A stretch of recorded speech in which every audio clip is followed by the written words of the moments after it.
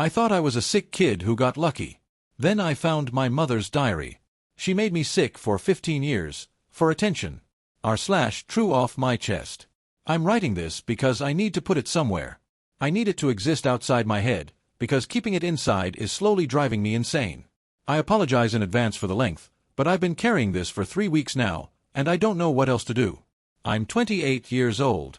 3 weeks ago, I thought I knew who I was, a guy who had a rough childhood health-wise but got lucky, grew out of whatever mysterious condition plagued me as a kid, and managed to build a decent life despite spending half my youth in hospital beds. I thought my mother was a saint. Everyone told me so. The neighbors. The church. The doctors. Everyone. 3 weeks ago, I started cleaning out my childhood home because my mother moved into an assisted living facility. Early onset dementia. She's 62, and her mind is already slipping away. Some days she knows me. Some days she asks who the strange man in her room is. I found boxes in the attic. Medical records. Decades of them. And a diary with a small brass lock that I broke open with a screwdriver because something in my gut told me I needed to see what was inside. I thought I was a sick kid who got lucky and grew out of it. Turns out I was a healthy kid whose mother made me sick for attention. I need to tell someone. I need someone to know. The childhood I thought I had. Let me paint you a picture of my childhood as I understood it until 3 weeks ago. I was fragile. That's the word everyone used. Fragile. From my earliest memories, I was the kid who couldn't play rough, couldn't stay at birthday parties too long, couldn't go to summer camp because what if something happened? I had stomach problems. Unexplained fevers. Rashes that appeared and disappeared. Fatigue that left me bedridden for days. Seizure-like episodes that terrified everyone around me. My mother was always there. Always. She slept in hospital chairs, learned medical terminology, became fluent in my various conditions. She kept detailed logs of my symptoms, my medications, my reactions to different treatments. Doctors marveled at her dedication. Nurses brought her coffee and told her she was incredible. "Your mother is something special," a pediatric specialist once told me when I was about 10. I remember the exact words because I remember the look on my mother's face when he said it. She glowed. She actually glowed. I missed more school than I attended some years. My mother homeschooled me during the worst periods, though homeschooling was generous. Mostly I lay in bed while she read to me or let me watch television. She said school would always be there, but my health came first. She said she'd sacrifice anything for me. Everyone praised her. The church held special prayer sessions for our little warrior and his devoted mother. Neighbors dropped off casseroles and told her she was an angel walking among us. My father, before he left when I was 7, called her obsessive, controlling, paranoid about my health. After the divorce, she told me he couldn't handle having a sick child. She said some men weren't strong enough to stay. I believed her. Why wouldn't I? She was the one who stayed. She was the one who held my hand through blood draws and MRIs and hospital admissions. She was my protector. Until I was 18, I was sick constantly. Then, almost overnight, I got better. I moved out for college. She didn't want me to go, cried for days, said I wasn't strong enough, and within months, my health stabilized. Doctors called it a miracle. My mother called it her prayers finally being answered, though she also suggested I not push myself, not stay away too long, not forget that I was still fragile underneath. I thought I'd outgrown whatever was wrong with me. I was so stupid. The attic. 3 weeks ago. A Saturday morning. I was sorting through boxes in the attic of my childhood home, preparing to sell the house now that my mother would never live there again. The attic was full of my childhood. Boxes of medical records. I knew she kept them. She was always meticulous about documentation. Old toys. School projects I'd completed during brief periods of wellness.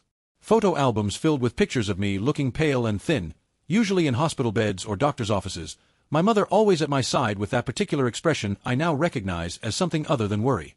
I found the diary in a box labeled Tax Records 1998 to 2002. It was hidden deliberately. A small leather journal with a brass lock. I almost threw it in the donation pile without thinking, but something stopped me. The lock was cheap. A screwdriver and 30 seconds of prying broke it open. My mother's handwriting. Neat. Controlled. Dated entries going back to when I was 5 years old. The first entry I read at random. The nurses in the pediatric ward are wonderful. Janet told me today that she's never seen a mother as dedicated as me. She said most parents break down, but I stay calm, stay focused, stay strong for my boy. She said I'm an inspiration. I told her I'm just doing what any mother would do, but she said no, most mothers couldn't handle what I handle. I think she's right. I kept reading. And reading. And then I found an entry from when I was 6 years old. Gave him the ipecac this morning in his orange juice. He started vomiting by noon. Called Dr. Morrison's office and got an appointment for tomorrow. Need to make sure the symptoms are visible when we arrive. We'll give him another small dose tonight to ensure he's still presenting. The last hospital stay was too short. They sent us home after only 2 days. I need to manage this better. I read that paragraph 4 times before my brain accepted what the words meant. Then I started from the beginning. The medical records. After I found the diary, I spent 6 hours going through every box of medical records in that attic. I laid everything out on the dusty floor and created a timeline. The pattern was so obvious once you knew what to look for. Age 3. First mysterious illness. Severe vomiting, dehydration, hospitalized for 4 days. Recovered fully once admitted. Sent home. Relapsed within a week. Age 4. Recurring fevers with no apparent cause. Extensive testing. Nothing conclusive. My mother documented everything for the doctors, who praised her thorough record-keeping. Age 5. Skin rashes and lesions. Dermatologists baffled. Later resolved without explanation. Age 6. The ipecac year, according to her diary. Chronic vomiting that stumped a gastroenterologist and 2 pediatric specialists. Age 7. My father left. In her diary, she wrote that she was relieved. He was starting to ask questions. He watched me too closely. Now it's just me and my boy, the way it should be. I sat in that attic reading her diary entries year by year. She documented everything. Not in guilt, not in confession, in pride. She wrote about her methods like a gardener discussing soil composition. Clinical. Matter of fact. Occasionally pleased with her own ingenuity. She used ipecac syrup to induce vomiting. She added small amounts of laxatives to my food to cause chronic diarrhea. She gave me antihistamines at wrong doses to make me drowsy and disoriented. She scratched my skin with rough materials while I slept to create mysterious rashes. She contaminated my food with substances that caused fevers. And she wrote about the attention she received as a result like other people write about winning awards. The nurses told me I'm the most devoted mother they've ever seen. She underlined, most devoted, 3 times. Update 1. The scope of it. I've spent the last 3 weeks piecing together exactly what she did to me. 15 years. From age 3 to 18, when I left for college and suddenly, miraculously, got better. I counted the hospital admissions documented in the records. 47 separate hospitalizations. Hundreds of doctor visits. Emergency room trips I'd lost count of. And the procedures. God, the procedures. I had surgery when I was 12. Unnecessary surgery. Because she convinced the doctors something was wrong with my stomach.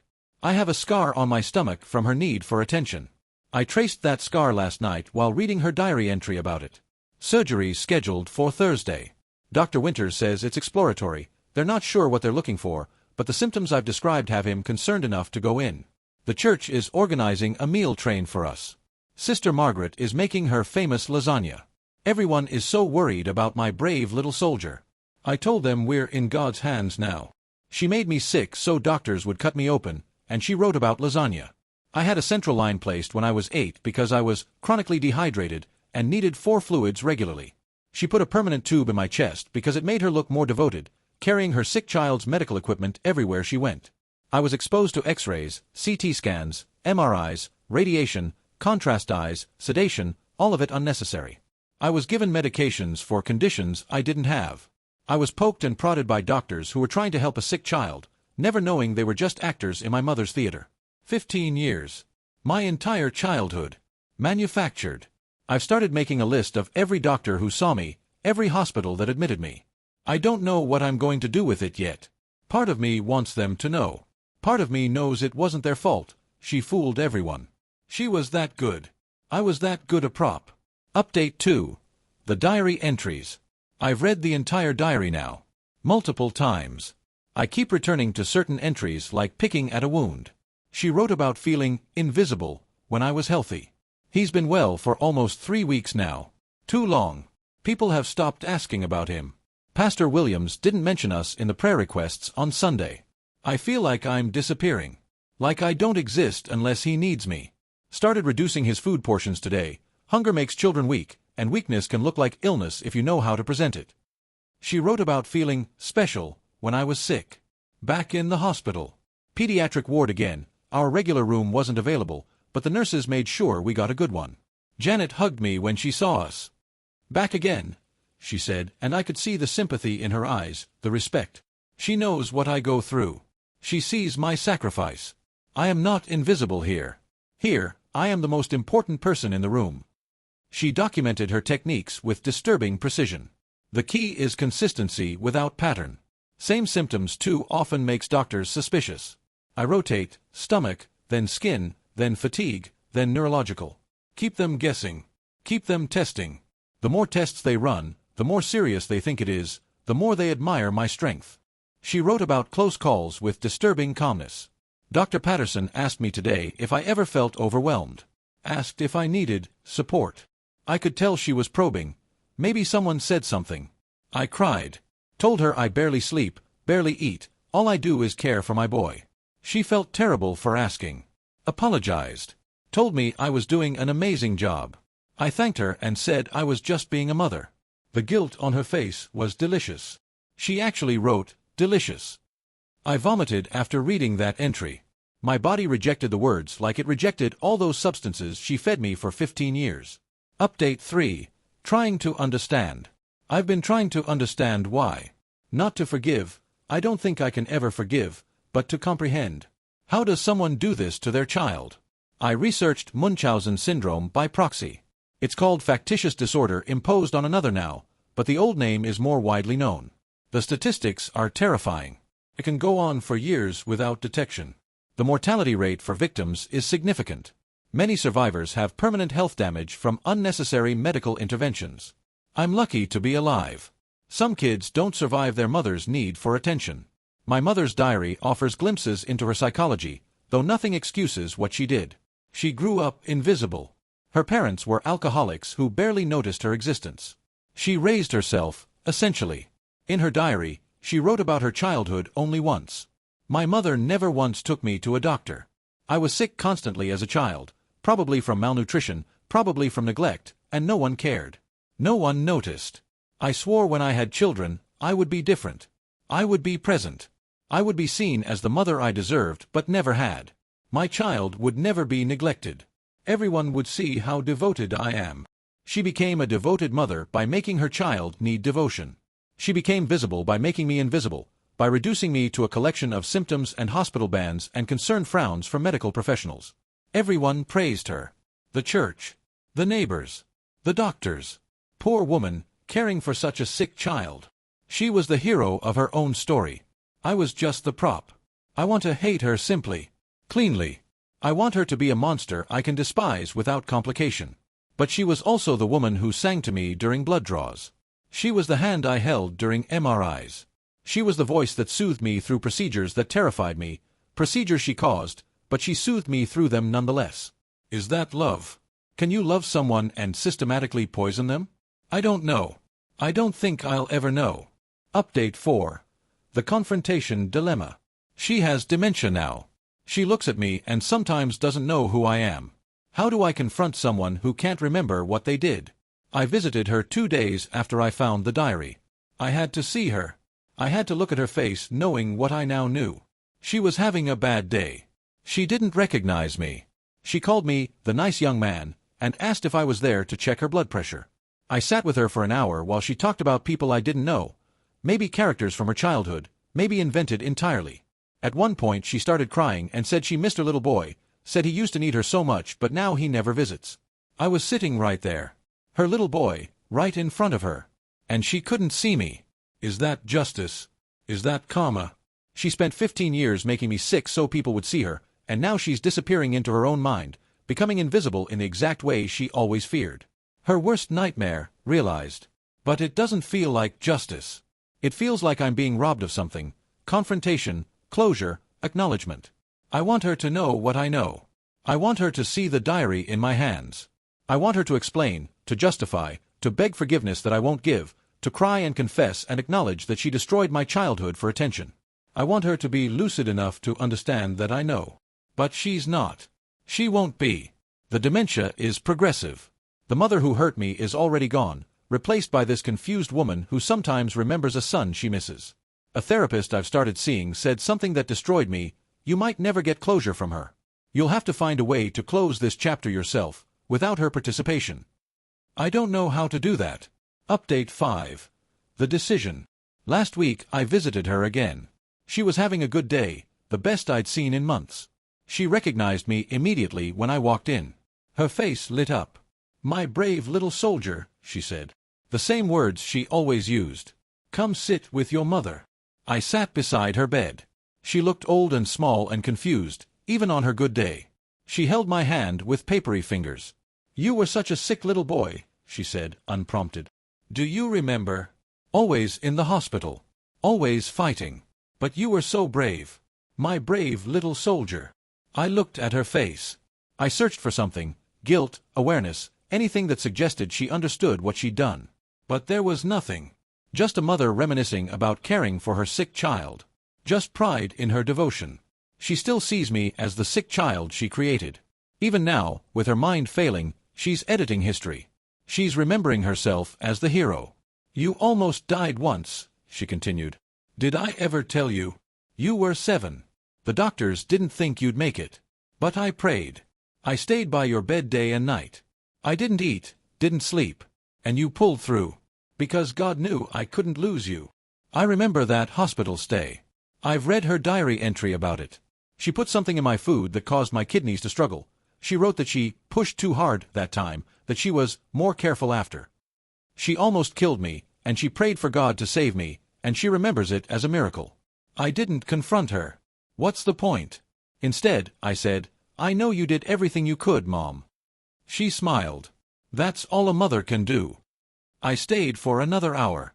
I let her tell stories about my childhood, her version, where she was the saint and I was the sick boy she saved through love and prayer. I nodded along. I held her hand. When I left, I went to the facility's administrative office and asked to speak with her primary care physician. I handed over the diary. I explained what was in it, what it documented, what she did to me for 15 years. The doctor listened. She was horrified but professional. She said she would note it in my mother's file. Not that it matters now, not that any authority will prosecute a woman with dementia for crimes committed decades ago. But it will be documented. Someone will know. It will exist somewhere besides my head. "Do you want us to share this with her?" the doctor asked. "On her lucid days?" I thought about it for a long time. "No," I said finally.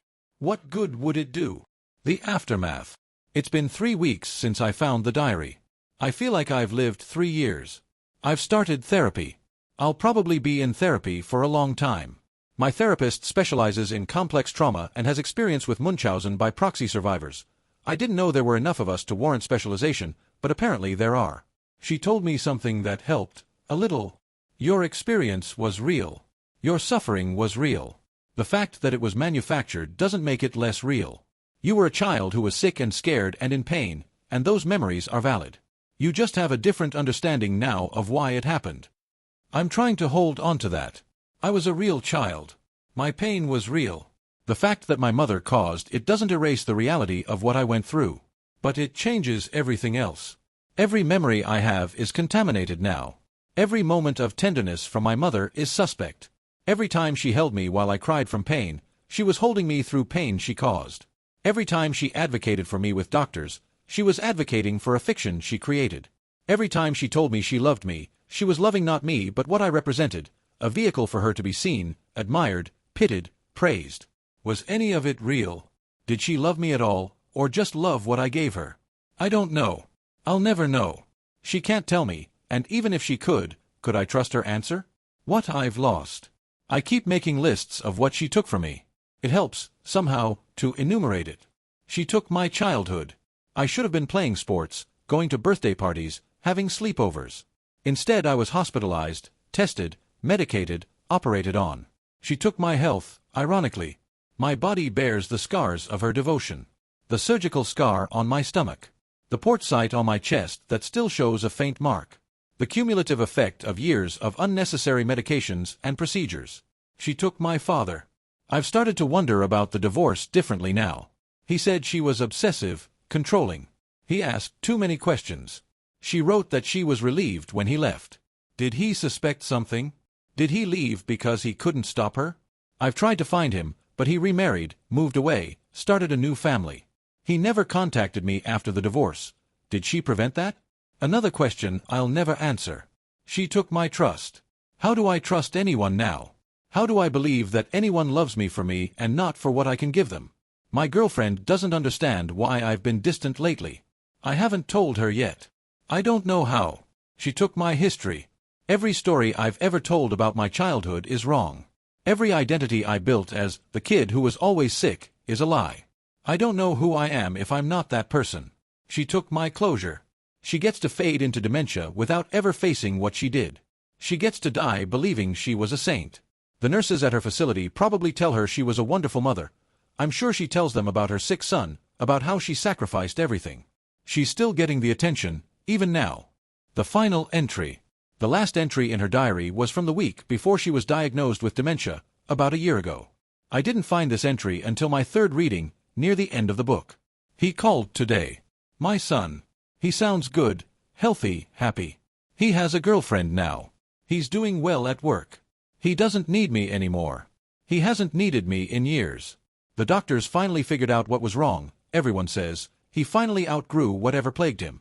Isn't that wonderful? Isn't that a miracle? I should be happy. I am happy. I'm so happy he's well.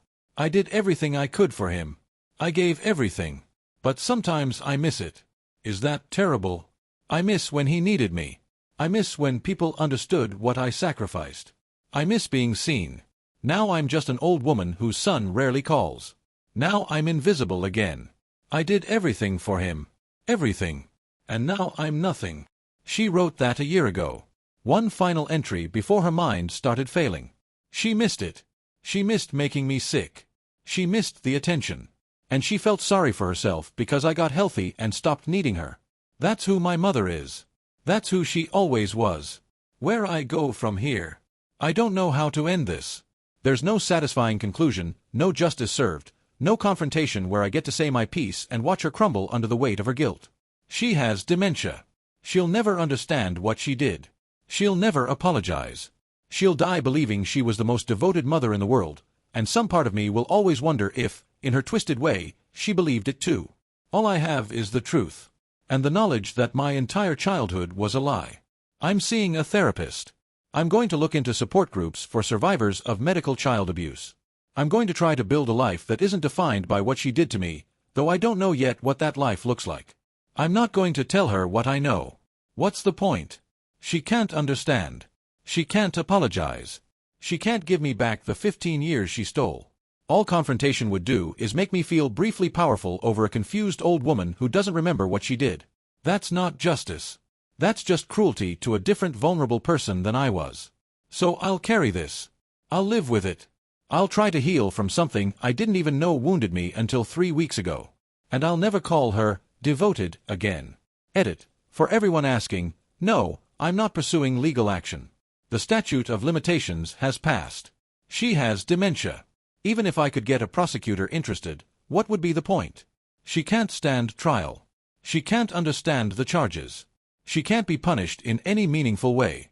The only thing I can do is what I've done. Document the truth, share it with her care providers, and try to rebuild my understanding of my own life. Some of you have asked if I'm okay. I don't know. I don't think I've been okay since I climbed into that attic. But I'm alive. I'm physically healthy, surprisingly, given what she put me through. And I have people who care about me who didn't know me when I was sick. That has to be enough. Because it's all I have.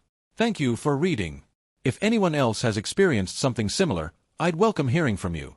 I've never felt more alone in my life, and knowing there are others who understand would mean more than I can express. And if you're reading this and something feels wrong about how your parent cares for you, if your sickness only happens at home, if your parent seems too invested in your being ill, if something in your gut says the attention they get from your illness matters more to them than your health, please talk to someone. A teacher. A doctor without your parent present. Anyone. I wish someone had noticed. I wish someone had asked questions. I wish someone had looked past the devoted mother and seen the scared child who only got better when he was finally free. But no one did. So I'm asking you to notice. For the kids who can't speak for themselves. For the children who don't know that healthy is even an option. Notice. Yes. Don't assume the devoted mother is what she seems. Because sometimes the monster is the person holding your hand through the nightmare they created. Here's what I learned about devotion. Sometimes it's just another word for destruction. I was always the sick kid. Mysterious symptoms. Constant hospital visits. Dozens of doctors. No one could figure out what was wrong. My mother was praised as a saint for caring for her fragile son. I thought I was a sick kid who got lucky and grew out of it. Turns out I was a healthy kid whose mother made me sick for attention. I found her diary in the attic. 15 years of entries. She documented everything, not in guilt, but in pride. Ipecac in my orange juice to make me vomit. Laxatives in my food. Antihistamines at wrong doses. She scratched my skin while I slept to create rashes. She wrote, "The nurses told me I'm the most devoted mother they've ever seen." She underlined, "most devoted," 3 times. I had surgery when I was 12. Unnecessary surgery. Because she convinced the doctors something was wrong. I have a scar on my stomach from her need for attention. 47 hospitalizations. Hundreds of doctor visits. A central line in my chest at age 8. All of it unnecessary. All of it for her. Everyone praised her. The church. The neighbors. The doctors. Poor woman, caring for such a sick child. She was the hero of her own story. I was just the prop. She has dementia now. She looks at me and sometimes doesn't know who I am. How do I confront someone who can't remember what they did? I visited her last week. She was having a good day. She called me my brave little soldier and told me how I almost died once, how she prayed and I survived. I've read her diary entry about that hospital stay. She pushed too hard that time. She almost killed me, then prayed for God to save me. She still sees me as the sick child she created. I didn't confront her. What's the point? She can't understand. She can't apologize. She'll die believing she was a saint. I left the diary with her doctor. Someone will know. It will exist somewhere besides my head. All I have is the truth. And the knowledge that my entire childhood was a lie. Sometimes the monster is the person holding your hand through the nightmare they created.